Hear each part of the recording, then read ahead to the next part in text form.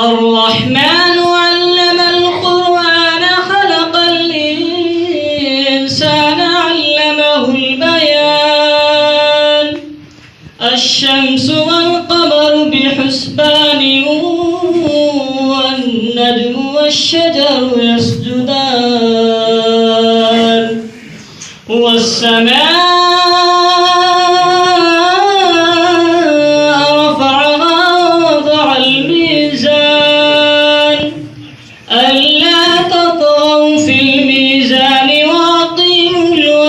بالقسط ولا تخسروا الميزان والأرض وضعها للأنام فيها فاكهة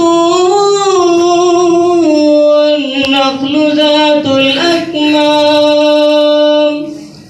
والحب ذو العصف والريحان فبأي